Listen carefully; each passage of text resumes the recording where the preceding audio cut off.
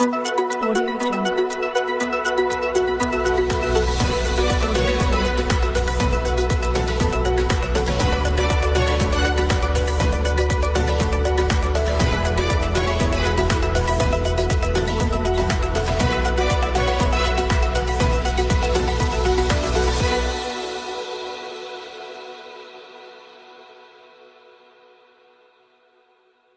RC jewellers వివాహ రిసెప్షన్లో పాల్గొన్న మాజీ మంత్రి నిరంజన్ రెడ్డి.